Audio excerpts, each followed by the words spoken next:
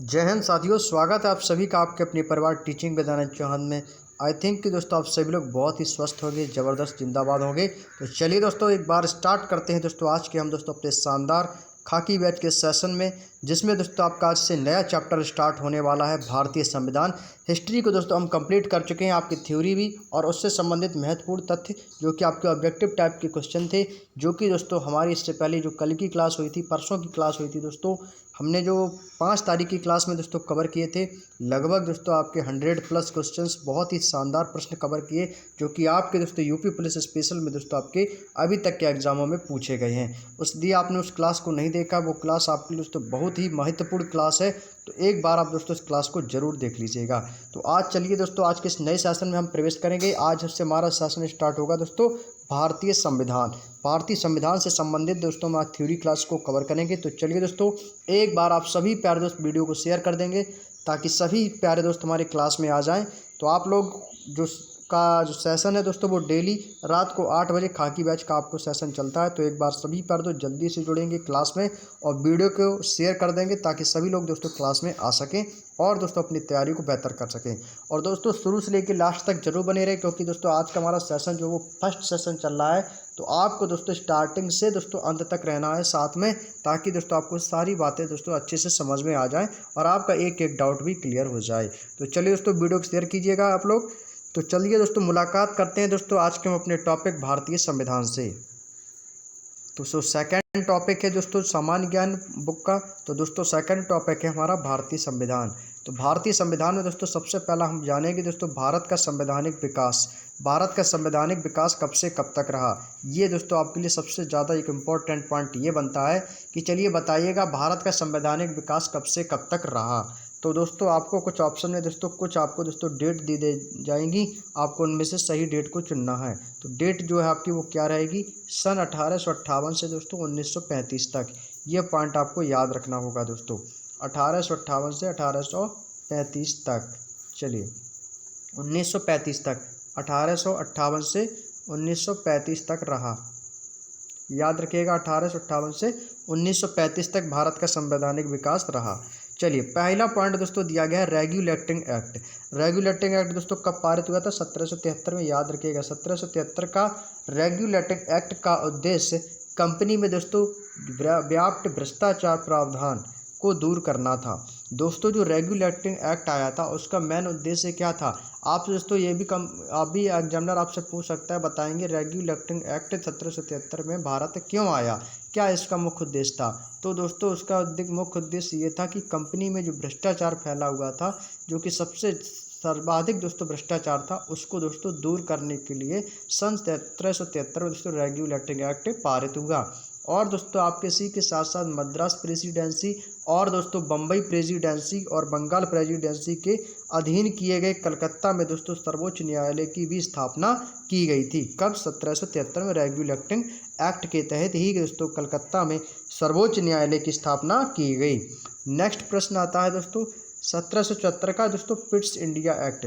Pitt's India act दोस्तों इसका मुख्य उद्देश्य था दोस्तों कंपनी के मामलों में सरकारी नियंत्रण में वृद्धि करना और कंपनी के व्यापारिक और राजनीतिक कार्यों को एक दूसरे से दोस्तों अलग किया गया। इस 1774 के पिट्स इंडिया एक्ट के तहत दोस्तों व्यापारिक और राजनीतिक कार्यों को एक दूसरे से दोस्तों अलग कर दिया गया। इसके बाद दोस्तों 1813 में दोस्तों एक नया अधिनियम आया जिसको बोलते हैं चार्टर एक्ट। इसका दोस्तों कंपनी का व्यापारिक और एकाधिकार समाप्त, चाय और चीन के साथ व्यापार को छोड़कर दोस्तों पहली बार शिक्षा पर खर्च, यानी कि दोस्तों प्रतिवर्ष 1 लाख रुपए खर्च करने का प्रावधान चार्टर एक्ट 1873 के अधिनियम के अनुसार हुआ, जो कि दोस्तों शिक्षा पर खर्च किया गया, जो कि प्रतिवर्ष यानी सालाना 1 लाख रुपए दोस्तों का प्रावधान रहा था। इसके बाद दोस्तों पुनः 1833 का चार्टर एक्ट आया और कंपनी के सभी वाणिज्यिक अधिकार समाप्त करके केवल राजनीतिक कार्यों का प्रावधान बंगाल का गवर्नर जनरल अब समूचे भारत का गवर्नर जनरल कहा जाने लगा। यानी कि दोस्तों बंगाल का गवर्नर जनरल भारत का गवर्नर जनरल कब से कहा जाने लगा, चार्टर एक्ट 1833 के समय, जब वाणिज्यिक अधिकार उनके समाप्त कर दिए गए थे, केवल राजनीतिक कार्य का प्रावधान रहा था। अगला है दोस्तों 1858 का भारत सरकार अधिनियम। भारत सरकार अधिनियम दोस्तों 1858 में भारत में कंपनी को शासन को समाप्त कर दिया गया और दोस्तों भारत के शासन के नियंत्रण ब्रिटिश सम्राट को सौंप दिया गया था। ब्रिटिश सम्राट को भारत के शासन का नियंत्रण ब्रिटिश सम्राट को सौंप दिया गया था। अगला पॉइंट है दोस्तों, जिस समय लॉर्ड मिंटो को भारत का वायसराय नियुक्त किया गया था, उस समय दोस्तों भारत में स्वदेशी आंदोलन अपने पैर पसार रहा था। यानी कि दोस्तों स्वदेशी आंदोलन दोस्तों भारत में फैल रहा था। और लॉर्ड मिंटो के समय में ही दोस्तों मुस्लिम लीग की स्थापना 1906 में हो गई थी दोस्तों, 1906 में हुई थी। और इन्हीं के समय में सूरत में 1907 ईस्वी में दोस्तों कांग्रेस का विभाजन हुआ। 1906 और 1907 दोस्तों आपको ये दो सन हमेशा याद रखनी है। 1906 और 1907 में लोग कंफ्यूज हो जाते हैं। कैसे? क्योंकि एग्जामिनर पूछता बताएंगे मुस्लिम लीग की स्थापना कब हुई, तो एग्जामिनर क्या करता है दोस्तों, वो 1906 और 1907 दोनों दे देता है। क्योंकि जैसा कि आप इसमें देखेंगे कि 1906 की बात और 1907 की बात दोस्तों इन दोनों पॉइंट में की गई है। क्यों? क्योंकि मुस्लिम लीग की स्थापना 1906 में हो गई थी और उसी के ठीक एक साल बाद 1907 में दोस्तों कांग्रेस का विभाजन कर दिया गया सूरत में। तो इसमें क्या होगा कि यानी कि 1906 में आपके मुस्लिम लीग की स्थापना होगी और 1907 में कांग्रेस का विभाजन हो गया। तो कुछ कैंडिडेट्स हमारे ऐसे हैं जो कि उनको समझ में ये आता है कि मुस्लिम लीग की स्थापना 1907 में हुई थी और कांग्रेस का विभाजन जो आपका सर-ए-ह्यूम द्वारा 1885 में हुआ था उसको दोस्तों वो विभाजन मान लेते हैं। तो ऐसी कंडीशन में क्या हो जाते हैं, कन्फ्यूज हो जाते हैं और क्वेश्चन को गलत कर लेते हैं। मैंने कई बार दोस्तों एग्जामों में देखा है दोस्तों, लोगों के साथ ऐसा हुआ है, लेकिन ऐसा नहीं करना है। मैं आप आज से आपके डाउट क्लियर हो जाएगा। 1906 में आपकी मुस्लिम लीग की स्थापना हुई थी। किसकी दोस्तों? 1906 में मुस्लिम लीग की स्थापना हुई थी और 1907 में दोस्तों कांग्रेस का विभाजन हुआ था। याद रखिएगा, हमेशा गलत मत करिएगा। अगला दोस्तों, अक्टूबर 1906 में आगा खां और सलीमुल्लाह खां, किसके दोस्तों? आगा खां और सलीमुल्लाह खां ने दोस्तों मुस्लिम लीग की स्थापना की थी। और आगा खान के नेतृत्व में दोस्तों मुस्लिम समुदाय के लोगों ने लॉर्ड मिंटो से मुलाकात की और मुसलमानों के लिए अलग अलग मतदाता होने की मांग की और इस समूह ने जल्द ही दोस्तों मुस्लिम लीग की स्थापना कर दी थी। और भारतीय परिषद अधिनियम 1909 का इसका दोस्तों प्रमुख उद्देश्य जो रहा है वो दोस्तों हिंदू और मुसलमानों के बीच जो विरोध उत्पन्न होता था, विवाद उत्पन्न होता था, उनमें से दोस्तों परिषदों की कुछ सीटों को मुसलमानों के लिए आरक्षण में भी दे दिया गया था। दोस्तों जो हिंदू और मुसलमानों के बीच विवाद हुआ करता था उसके परिषद में कुछ सीटें मुसलमानों के लिए और कुछ दोस्तों हिंदुओं के लिए आरक्षित कर दी गई। इसके बाद दोस्तों 1942 में दोस्तों क्रिप्स मिशन जब भारत आया था, क्रिप्स मिशन भारत कब आया ये भी दोस्तों पूछा जाता है एग्जाम में, तो याद रखिएगा मार्च 1942 में। कब आया था दोस्तों? मार्च 1942 में दोस्तों क्रिप्स मिशन भारत आया और एक नए संविधान और सुशासन की भारतीय मांग को हल करने के लिए मिशन भेजा गया था। इसका जो मेन उद्देश्य था वो दोस्तों क्या था? संविधान और सुशासन की भारतीय मांगों को सॉल्व करना। और संविधान सभा का गठन दोस्तों कैबिनेट मिशन की सिफारिश पर किया गया था, जिसने 1946 में भारत का दौरा किया था। 1946 में दोस्तों कैबिनेट मिशन ने भारत में आया। इसके बाद अगले पॉइंट पे चलते हैं दोस्तों। अगला पॉइंट है संविधान सभा द्वारा भारत के संविधान के निर्माण का कार्य दोस्तों 2 वर्ष 11 माह और 18 दिन में पूरा किया गया। दोस्तों एग्जामिनर, ये तो बिल्कुल ईजी क्वेश्चन है आपके लिए, इंपॉर्टेंट है लेकिन ईजी भी क्वेश्चन है। पूछता है एग्जामिनर बताएंगे संविधान को लिखने में दोस्तों कितना समय लगा, संविधान का निर्माण होने में कितना समय लगा, तो याद रखिएगा 2 वर्ष 11 माह 18 दिन। 2 वर्ष 11 माह 18 दिन का दोस्तों समय लगा था और संविधान हमारा लिख के दोस्तों तैयार हो गया था। प्रारूप समिति यानी कि दोस्तों ड्राफ्टिंग कमेटी में दोस्तों 7 सदस्य शामिल किए गए थे। कौन कौन से दोस्तों? जो 7 सदस्य हैं जो कि दोस्तों आपके प्रारूप समिति में शामिल थे, वो कौन से ऐसे 7 सदस्य जो कि दोस्तों प्रारूप समिति में शामिल हैं? दोस्तों पहले हैं आपके अल्लादी कृष्ण स्वामी अय्यर, एन गोपाला स्वामी, भीमराव अम्बेडकर, के.एम. मुंशी, मोहम्मद सादुल्लाह, बी.एल. मित्तर और डी.पी. खेतान। ये दोस्तों आपके 7 सदस्य ऐसे हैं जो कि दोस्तों आपके प्रारूप समिति में सदस्य रूप में शामिल हुए थे। और भारतीय संविधान सभा ने कुल दोस्तों 11 सत्र आयोजित किए थे, जिनकी दोस्तों कुल अवधि कितनी थी? 165। एग्जामिनर यहाँ से एक इम्पॉर्टेंट क्वेश्चन आपको उठा के पूछता है, बताइएगा भारतीय संविधान में कुल कितने सत्र आयोजित किए गए? भारतीय संविधान सभा ने कुल कितने सत्र आयोजित किए थे? तो आपको याद रखना है दोस्तों कुल 11 सदस्य आयोजित किए थे।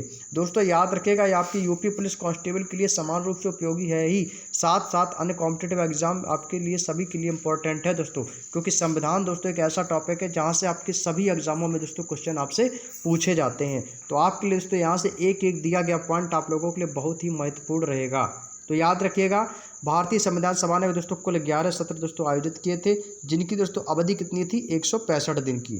अगला पॉइंट 24 जनवरी 1950 को माननीय सदस्यों ने संविधान पर अपने हस्ताक्षर किए थे। जो सदस्य थे आपके साथ, उन्होंने दोस्तों 24 जनवरी 1950 को हस्ताक्षर किए।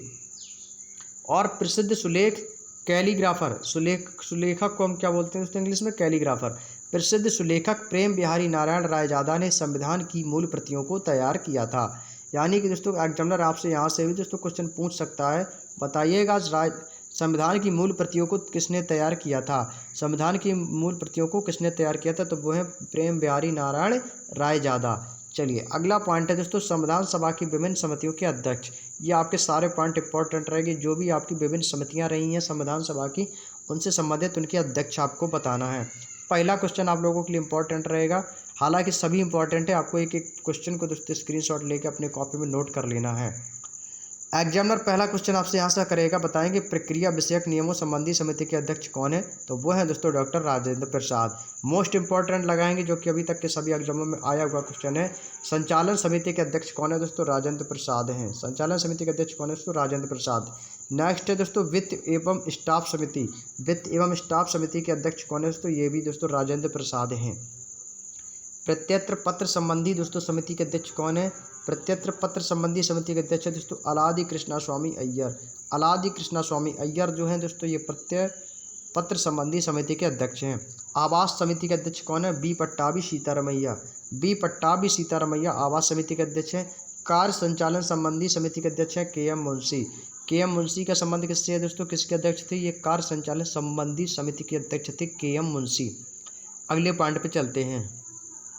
अगला है दोस्तों राष्ट्रीय ध्वज संबंधी तदर्थ समिति के अध्यक्ष कौन है? राजेंद्र प्रसाद।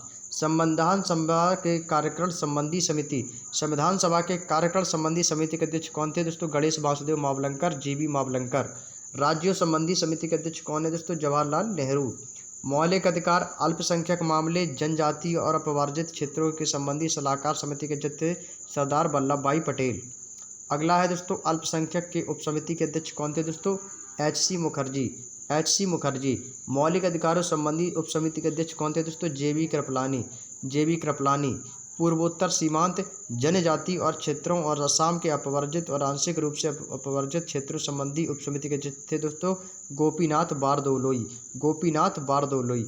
अगला दोस्तों अपवर्जित और आंशिक रूप से अपवर्जित क्षेत्रों जैसे असम के क्षेत्रों को छोड़कर संबंधित उपसमिति के अध्यक्ष थे ए.वी. ठक्कर। संघीय समिति संबंधी समिति के अध्यक्ष कौन थे दोस्तों? जवाहरलाल नेहरू। संघीय संविधान समिति के अध्यक्ष कौन थे दोस्तों? पंडित जवाहरलाल नेहरू। प्रारूप समिति के अध्यक्ष कौन थे दोस्तों? भीमराव अंबेडकर। ये याद रखिएगा, तीनों पॉइंट दोस्तों आपके लिए बहुत बेहद इंपॉर्टेंट पॉइंट रहने वाले हैं। अगले पॉइंट पे चलते हैं। यहाँ से दोस्तों आपको भी याद रखने होंगे संविधान सभा के कुछ प्रमुख स्रोत हैं, जो कि आपको बताना है कि कौन से संविधान कहाँ से आपका लिया गया है। जैसे कि दोस्तों यदि हम बात करें संविधान सभा के स्रोत, बहुत ही महत्वपूर्ण टॉपिक है ब्रिटेन के संविधान से। यानी कि दोस्तों सबसे पहले हम जाएंगे ब्रिटेन के संविधान से हमें क्या क्या लिया गया है। दोस्तों संसदीय व्यवस्था की प्रणाली जो कहाँ से ली गई है? संसदीय व्यवस्था ये दोस्तों आपकी कहाँ से ली गई है? ये आपकी ब्रिटेन से ली गई है। मंत्रिमंडल प्रणाली आपकी कहाँ से ली गई है? ब्रिटेन के संविधान से। विधायी प्रक्रिया कहाँ से आपकी ली गई है दोस्तों? ये भी आपके ब्रिटेन के संविधान से ली गई है। राज्याध्यक्ष का प्रतीकात्मक या नाम मात्र का महत्व, एकल नागरिकता का प्रावधान कहाँ से है दोस्तों? ब्रिटेन के संविधान से। परमाधिकार रिटें कहाँ से जारी हुई हैं? ब्रिटेन के संविधान से।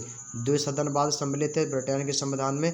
और संसदीय विशेषाधिकार आपका संबंधित है ब्रिटेन के संविधान से। दोस्तों इसमें से जो आपका सबसे ज़्यादा इंपॉर्टेंट पॉइंट है वो है आपका संसदीय व्यवस्था। एग्जाम में कई बार पूछी गई। और एकल नागरिकता, आपसे ऐसा ही क्वेश्चन हुबहू आया है एग्जाम में कि एकल नागरिकता का प्रावधान कहाँ से लिया गया है? ब्रिटेन के संविधान से। संसदीय व्यवस्था लागू है ब्रिटेन के संविधान से। आपको दोस्तों कुछ इस प्रकार के दोस्तों ऐसे क्वेश्चन एग्जामिनर आपसे करेगा, हालांकि आपको इस सारे पॉइंट्स आपको मालूम होने चाहिए। अगले पॉइंट पे चलते हैं, अमेरिका के प्रावधान से हमें क्या क्या मिला है। दोस्तों मूल अधिकार का प्रावधान कहाँ से है? अमेरिका के संविधान से। वेरी इंपॉर्टेंट लगाएंगे। न्यायपालिका की स्वतंत्रता, न्यायपालिका की स्वतंत्रता ये भी दोस्तों अमेरिका के संविधान से ली गई, इंपॉर्टेंट है। न्यायिक पुनरीक्षण या दोस्तों पुनरावलोकन के सिद्धांत, पुनरावलोकन के सिद्धांत ये एग्जाम में पूछा गया है आपसे, यह भी अमेरिका के संविधान से आपका लिया गया है। सर्वोच्च न्यायालय और उच्च न्यायालय में न्यायाधीशों को पदों से हटाया जाना, ये किस में आता है? अमेरिका के संविधान से लिया गया है। और राष्ट्रपति पर महाभियोग और उपराष्ट्रपति का पद दोस्तों किस में सम्मिलित है? अमेरिका के संविधान से। दोस्तों राष्ट्रपति को पर महाभियोग हम लगा सकते हैं, यह कहाँ से लिया गया है? यह अमेरिका के संविधान से लिया गया है। बेहद इंपॉर्टेंट पॉइंट है, एग्जामिनर कभी भी दोस्तों आपको यहाँ से क्वेश्चन ऐसे पूछ सकता है। अगला है आयरलैंड का संविधान। आयरलैंड के संविधान से दोस्तों राज्यसभा के लिए सदस्यों का नामांकन, राज्य के नीति निर्देशक सिद्धांत और राष्ट्रपति की निर्वाचन पद्धति। जिसमें से आपका सबसे इम्पोर्टेंट पॉइंट ये है राज्य के नीति निर्देशक सिद्धांत। क्वेश्चन एग्जामिनर ने किया था कि राज्य के नीति निर्देशक सिद्धांत कहाँ से लिए गए हैं। राज्य के नीति निर्देशक सिद्धांत दोस्तों कहाँ से लिए गए हैं, ये आपके दोस्तों आयरलैंड से लिए गए हैं, याद रखिएगा। अगला पॉइंट है दोस्तों कनाडा का संविधान। कनाडा के संविधान से दोस्तों क्या क्या लिया गया है। केंद्र द्वारा राज्य के राज्यपालों की नियुक्ति, सशक्त केंद्र के साथ संघीय व्यवस्था, उच्चतम न्यायालय का परामर्शी, न्याय निर्णयन, अपशिष्ट शक्तियों का केंद्र। जिसमें दोस्तों अपशिष्ट शक्तियां और दोस्तों संघीय व्यवस्था बहुत बार एग्जाम में दोस्तों पूछी गई है। इनका प्रावधान कहाँ से लिया गया, इनका दोस्तों सभी का कनाडा से लिया गया है, याद रखिएगा। अगला दोस्तों फ्रांस का संविधान। इसमें से आपको दोस्तों गणतंत्रात्मक ढांचा क्या दोस्तों और स्वतंत्रता, समता और बंधुता के आदर्श, यानी गणतंत्र का ढांचा और दोस्तों स्वतंत्रता समता का संविधान किस संविधान से लिया गया, ये दोस्तों फ्रांस के संविधान से लिया गया है। ऑस्ट्रेलिया का संविधान दोस्तों समवर्ती सूची कहाँ से ली गई है, आपके ऑस्ट्रेलिया से ली गई है। संसद के दोनों सदनों की संयुक्त बैठक आपकी कहाँ से ली गई है, ऑस्ट्रेलिया के संविधान से। और व्यापार, वाणिज्य और समागम की स्वतंत्रता, ये भी दोस्तों ऑस्ट्रेलिया के संविधान में वर्णित है। अगला दोस्तों आपातकाल के समय दोस्तों मूल अधिकारों का स्थगन, ये कहाँ से लिया गया है। आपातकालीन संबंधी बात आपके जर्मनी के संविधान से ली गई है। राज्यसभा के सदस्यों का निर्वाचन संविधान के किस संविधान में वर्णित है, दक्षिण अफ्रीका के संविधान से लिया गया है। और इसमें संविधान में संशोधन प्रक्रिया का संविधान से वर्णित है, दक्षिण अफ्रीका के संविधान से। सोवियत संघ का संविधान दोस्तों प्रस्तावना में सामाजिक और आर्थिक और राजनीतिक न्याय का आदर्श कहाँ से लिया गया है, सोवियत संघ के संविधान से। जापान का संविधान यानी कि विधि द्वारा स्थापित प्रक्रिया कहाँ से ली गई है, मौलिक कर्तव्य है, ये हमारा जापान के संविधान से ली गई है। हमारे मौलिक कर्तव्य ये जापान से, और विधि द्वारा स्थापित प्रक्रिया भी ली गई है। दोस्तों यहाँ से हमारी पार्ट स्टार्ट होता है संविधान की प्रस्तावना। दोस्तों संविधान की प्रस्तावना बेहद इंपॉर्टेंट है आपके एग्जाम के लिए। यहाँ से आप लोग क्लास को स्किप बिल्कुल ना करें दोस्तों। मेरे कहने से एक एक बात आप याद रखिएगा, यहाँ से एक भी पॉइंट कोई भी कैंडिडेट स्किप नहीं करेगा। यदि आपने यहाँ से कोई भी एक पॉइंट यदि स्किप कर दिया और यदि एग्जाम में कोई भी दोस्तों यहाँ से एक रिलेटेड क्वेश्चन बन गया तो इसके जिम्मेदार आप स्वयं होंगे, क्योंकि दोस्तों आपने क्लास को स्किप कर दिया और यहाँ से दोस्तों आपको महत्वपूर्ण बातें बताई जा रही हैं और आपने वो क्वेश्चन को गलत कर दिया। तो दोस्तों सबसे बड़ी प्रॉब्लम ये हो जाएगी कि आपने क्वेश्चन को गलत कर दिया, तो आप लोग जो है ना नंबर आपके जो बहुत कम आएंगे। इसलिए कह रहा हूँ दोस्तों आपको यहाँ से दिया गया एक एक पॉइंट दोस्तों आप लोगों के लिए बहुत ही इंपॉर्टेंट रहने वाला है, तो क्लास को स्किप ना करें दोस्तों। चलिए पहला पॉइंट है बेरूबारी यूनियन केस 1960 के मामले में सुप्रीम कोर्ट ने कहा था कि भारतीय संविधान की प्रस्तावना संविधान का हिस्सा नहीं है। दोस्तों क्वेश्चन आपसे एग्जाम में ये भी कर सकता है, बताएंगे भारतीय संविधान की प्रस्तावना संविधान का हिस्सा नहीं है, ये किसने कहा था या किस मामले में कहा था। तो ये बेरूबारी यूनियन केस 1960 के मामले में सुप्रीम कोर्ट ने कहा था। केशवानंद भारती बनाम केरल राज्य कब मामले में आया, 1973 के मामले में आया। और सुप्रीम कोर्ट ने बेरू संघवाद के दिए गए फैसले को बदलकर कहा कि भारत की प्रस्तावना संविधान का हिस्सा है। यहाँ पर देखिएगा आप लोगों को कंफ्यूज करने के लिए दोस्तों यहाँ पे 2 पॉइंट दिए गए हैं, जिसमें से दोस्तों काफ़ी लोग तो कंफ्यूज हो भी गए होंगे, कह रहे होंगे कि सर अभी आपने बताए थे कि भारतीय संविधान की प्रस्तावना जो है वो संविधान का हिस्सा नहीं है, लेकिन अब बता रहे हो कि संविधान का हिस्सा है। क्योंकि दोस्तों यहाँ पर आपको बातों को समझना होगा। दोस्तों इसमें दोस्तों कहा गया है कि बेरूबारी यूनियन केस कब 1960 के मामले में, तब कहा था सुप्रीम कोर्ट ने कि भारतीय संविधान की जो प्रस्तावना है वो संविधान का हिस्सा नहीं है। लेकिन दोस्तों जब केशवानंद भारती बनाम केरल राज्य 1973 का जब मामला सामने आया, यानी 1960 के बाद 1973 में, तब दोस्तों सुप्रीम कोर्ट ने जो है ना बेरू संघवाद में जो फैसला दिया था कि इस भारत का संविधान की प्रस्तावना जो है वो संविधान का हिस्सा नहीं है, तो इसको दोस्तों इन्होंने बदलकर सुप्रीम कोर्ट ने कह दिया कि भारत की प्रस्तावना ही दोस्तों संविधान का हिस्सा है। तो यानी कि दोस्तों एग्जामिनर आपसे यहाँ से क्वेश्चन कन्फ्यूज करने वाला देता है कि चलिए बताइएगा भारत की प्रस्तावना संविधान का हिस्सा है या नहीं। तो दोस्तों याद रखिएगा भारत का जो प्रस्तावना है वो दोस्तों संविधान का हिस्सा है। क्योंकि दोस्तों जो 1960 का जो मामला आया था बेरूबारी यूनियन केस वाला, उसमें सुप्रीम कोर्ट ने मना कर दिया था। लेकिन दोस्तों जब आपका केशवानंद भारती बनाम केरल 1973 में आया तो उसमें दोस्तों सुप्रीम कोर्ट ने आदेश दे दिया कि भारतीय संविधान की जो प्रस्तावना है वो संविधान का हिस्सा है। तो याद रखिएगा भारतीय संविधान की जो प्रस्तावना वो संविधान का भाग है। अगला दोस्तों भारतीय जीवन बीमा निगम एवं अन्य बनाम कंज्यूमर एजुकेशन और रिसर्च एवं अन्य 1995 के मामले में उच्चतम न्यायालय के अनुसार दोस्तों प्रस्तावना भारत के संविधान का अभिन्न अंग है। दोस्तों एग्जामिनर पूछता है बताइएगा भारतीय के संविधान का अभिन्न अंग क्या है, तो याद रखिएगा वो है दोस्तों संविधान की प्रस्तावना। याद रखिएगा दोस्तों, बहुत इंपॉर्टेंट पॉइंट आप लोगों से डिस्कस कर रहा हूँ मैं। अगला पॉइंट है 42वें संशोधन अधिनियम 1976 के दोस्तों 42वें संविधान संशोधन अधिनियम में माध्यम से प्रस्तावना में समाजवादी, धर्मनिरपेक्ष और अखंडता जैसे शब्द जोड़े गए। दोस्तों याद रखिएगा, एग्जामिनर पूछता है कि बताइएगा सब 42वें संविधान संशोधन अधिनियम में कौन कौन से शब्द जोड़े गए, तो समाजवादी, धर्मनिरपेक्ष और अखंडता जैसे शब्द दोस्तों जोड़े गए थे। याद रखिएगा, बहुत ही इंपॉर्टेंट पॉइंट है दोस्तों। अगला पॉइंट है मूल रूप से भारतीय संविधान में दोस्तों भाग कितने हैं। दोस्तों संविधान के भाग कितने हैं दोस्तों, 22 भाग हैं। संविधान में दोस्तों कितने भाग हैं दोस्तों, 22 भाग हैं। कौन कौन से 22 भाग हैं आप लोगों को डिस्कस करते हैं, और 21 अनुच्छेद में दोस्तों वर्णित हैं ये 22 भाग। दोस्तों अगला पॉइंट है आपसे दिया गया संबंधित विषय और संबंधित अनुच्छेद। जैसे कि हम बात करते हैं तो संघ और उसके राज्य क्षेत्र की, संघ और राज्य क्षेत्र की। संघ और राज्य क्षेत्र जो है दोस्तों ये आपके संविधान के किस अनुच्छेद में, संविधान 1 से 4 में दोस्तों संघ और उनके राज्य क्षेत्र के दोस्तों वर्णन किया गया है। नागरिकता दोस्तों संविधान का जो विषय है ये दोस्तों आपके अनुच्छेद 5 से 11 में नागरिकता का वर्णन दिया गया है। मौलिक अधिकार जो है दोस्तों अनुच्छेद 12 से अनुच्छेद 35 में मौलिक अधिकार दर्शाया गया है। राज्य के निर्देशक तत्व कहाँ से लिए गए थे, आयरलैंड से, अभी बताया था मैंने आपको। यह अनुच्छेद 36 से 51 में संबंधित है। संघ सरकार दोस्तों आपका जो है अनुच्छेद 51 कहाँ से वर्णित है, राज्य सरकार का संबंध दोस्तों अनुच्छेद 52 से अनुच्छेद 151 में वर्णित है। और 7वें संविधान संशोधन अधिनियम जो है वो जो कि आपका 1956 में हुआ था, वो दोस्तों आपका कैसा हो गया था, निरस्त हो गया था। 1956 का दोस्तों जो संविधान संशोधन अधिनियम था वो कैसा हो गया था दोस्तों, निरस्त हो गया था। चलिए अगले पॉइंट पे चलते हैं दोस्तों। अगला है दोस्तों 8वां है संघ राज्य क्षेत्र। ये दोस्तों संविधान के 22 भाग बता रहा हूँ जो कि आपके किस अनुच्छेद में वर्णित हैं। संघ राज्य क्षेत्र जो है दोस्तों यह अनुच्छेद 239 से 242 में आपका वर्णित है। पंचायत का संबंध दोस्तों जो है यह आपका, पंचायत आपकी दोस्तों 2 भागों में थी, नगर पालिका और सहकारी समिति। नगर पालिका का जो पंचायत का जो संबंध है वो 243 में है, और नगर पालिका आपका 243 और सहकारी समिति भी दोस्तों आपके 243 में ही है। लेकिन आपको पंचायत जो है वो 243 ला में और नगर पालिका 243 ता और 243 ता से या और छा, और सहकारी समिति 243 या जा से 243 या ना। ये पॉइंट आपको याद रखने हैं, ता या छा जा वाले। अगला है दोस्तों अनुसूचित और जनजाति क्षेत्र का प्रावधान 244 से 244 का में वर्णित है। संघ और राज्य संबंधी क्षेत्र जो है आपके अनुच्छेद 245 से 263 में है, और वित्त, संपत्ति, संविदाएं और वाद विवाद वाली चीज़ें जो हैं आपकी 264 से 300 का में वर्णित हैं। व्यापार, वाणिज्य एवं समागत विभाग जो है ये अनुच्छेद 301 से 307 में है।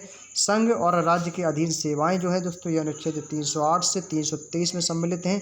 और आपके का अधिकार जो है दोस्तों वो अनुच्छेद 323 का से 323 खा में वर्णित है।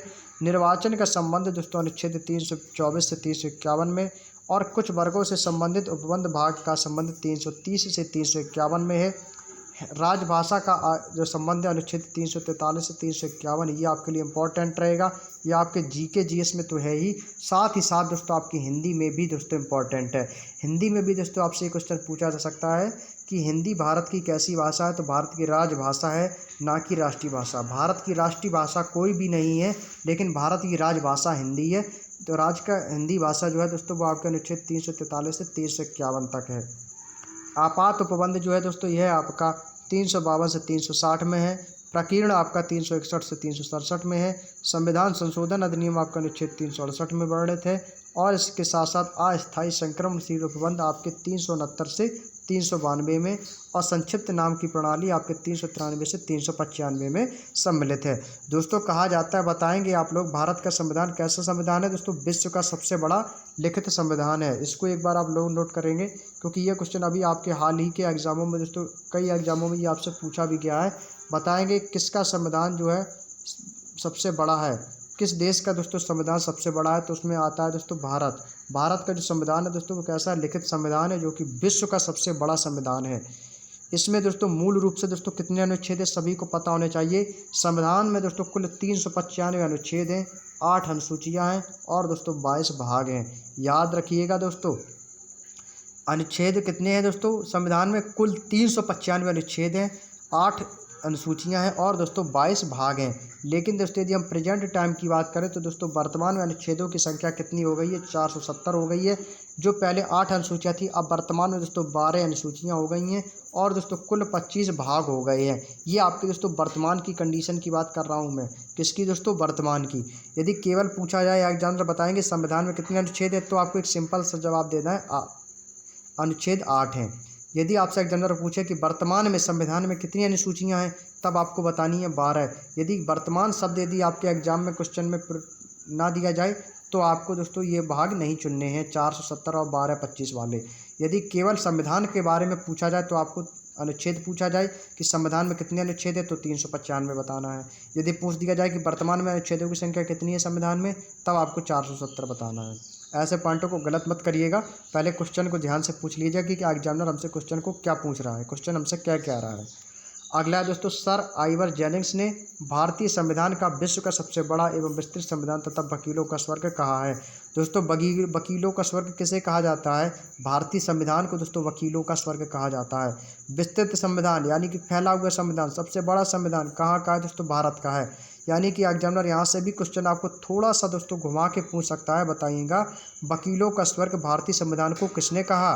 भारतीय संविधान को वकीलों का स्वर्ग किसने कहा था? तो ये इनका एक नाम याद रख लीजिएगा, sir Ivor Jennings. Sir Ivor Jennings ने ही दोस्तों भारतीय संविधान को वकीलों का स्वर्ग कहा है।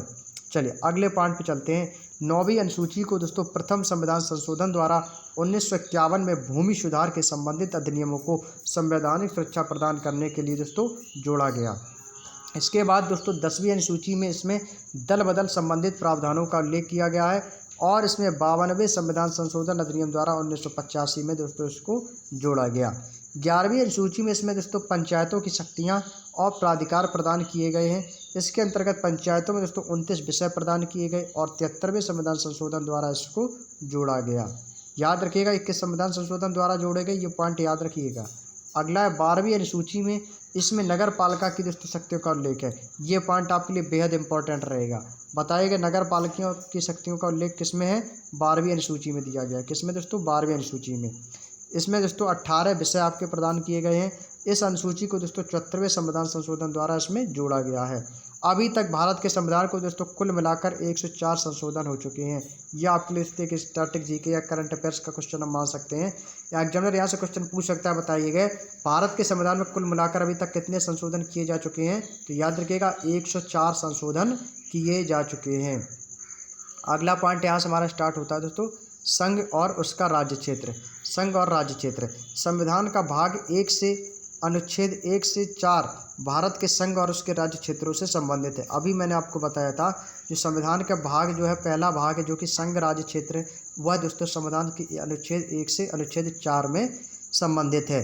इस भाग में दोस्तों यह प्रस्ताव किया गया है कि यदि भारत किसी नए राज्य का निर्माण करता है तो उसकी सीमाओं में परिवर्तन या राज्य का कोई भी भूभाग किसी भी विदेशी देश को स्थानांतरित करना है तो उसकी शक्तियां केवल संसद के पास ही निहित हैं।